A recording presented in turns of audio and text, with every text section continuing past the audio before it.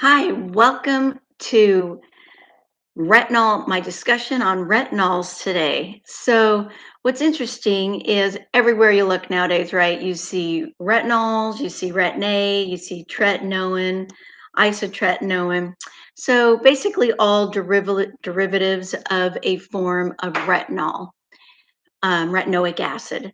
So, what does retin? Why? Why is that the biggest thing that you're seeing? Why do people suggest that you use those types of ingredients? Well, basically, it's because when your body is ready to produce um, collagen and elastin, the first step that it does is stimulate the fibroblasts, and it uses retinoic acid to do that.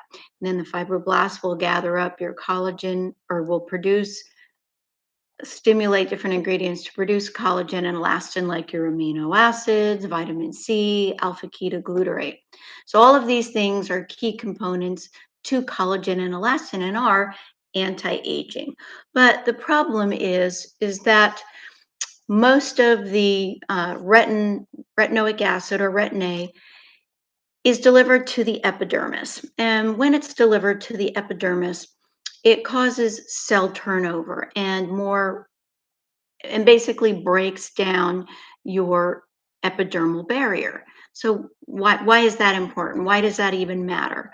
Well, when you're breaking down the epidermal barrier, that is what is the protection for your skin. That is what holds moisture in. It's what keeps bacteria out. It's also very important in protecting your skin from sun exposure. And so when retinoic acid is delivered to the skin, or to the epidermis, it's basically thinning it out. So thinning it out and making it more vulnerable to UVA, UVB rays, which can then lead to damage of your epidermal junction. It could lead to damage of your melanocytes. And so we're talking, it is something that is designed to help slow down your aging.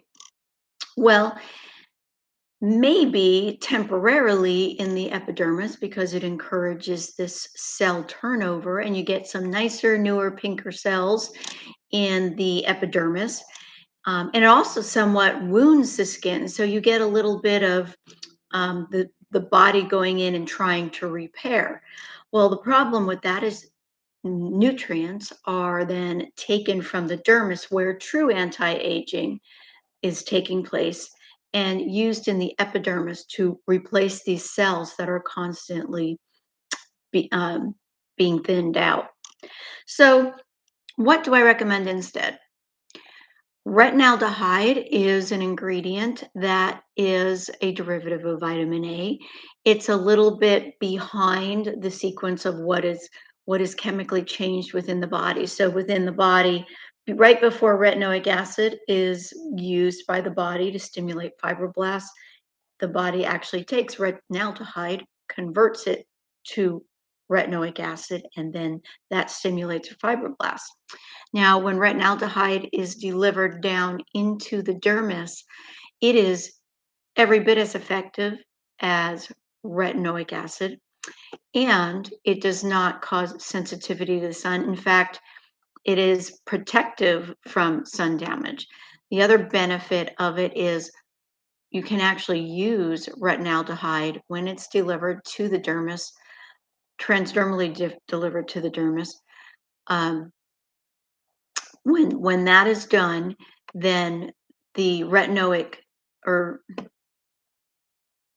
retinaldehyde uh, acts as a protection and is not sensitizing to pregnant or breastfeeding women. All right, so what I've noticed in my practice is that a lot of clients will come in and they've been using different levels of retinoic acid, and quite often their skin is red, their skin is thinned, it's ultra sensitive.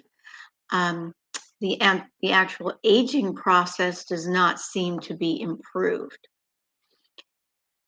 Within Osmosis Beauty, there is a treatment called the Osmosis Beauty Facial Infusion. Wonderful treatment product or treatment that uses retinaldehyde. It is transdermally delivered by the use of a Revita pen, which allows the product to be delivered down into the dermis, passes through that stratum corneum, and can stay within the dermis for 30 days, stimulating or being translated from retinaldehyde to retinoic acid, and then used to stimulate fibroblasts to produce collagen and elastin production. So, the other thing I wanted to talk about were glycolics, salicylics, and basically any type of acid that is exfoliating your skin on a daily basis. Now, glycolic, the way it works is it draws moisture up, or basically um, liquid up from below the the cell into the cell. Basically, causes an imbalance within the cell, which then causes the cell to have some apoptosis, so to destroy and pop off. Problem with glycolic is over time, it dehydrates the skin because of how it pulls that hydration up from below. Just anything also that is exfoliating your skin on a daily basis that is not a natural type of exfoliation, like, for example, enzymes. Enzymes kind of mimic the type of enzymatic exfoliation that your skin does. So when your skin is exfoliating, it will use enzymes to go between the cells and break them up. When you use enzymes topically, they do the same sort of thing. They only break down that cohesion between the cells so that they can slough off and they don't go too far and impede the epidermal barrier. I recommend using those types of things once a month or once a week at home, but definitely not on the daily and definitely not glycolic at home. Now, if you want to go in to an esthetician who can control what's going on and do that sort of thing once a month, not where we're like removing significant amounts, but maybe just a little bit topically on certain um, hyperpigmentation, that's okay, maybe just a tiny bit of microdermabrasion just in those spots to, increase that turnover selectively, yes. But when you are looking to do anti-aging, have very healthy skin, thinning down the epidermis is not the way to go about that. Hopefully that answers your questions.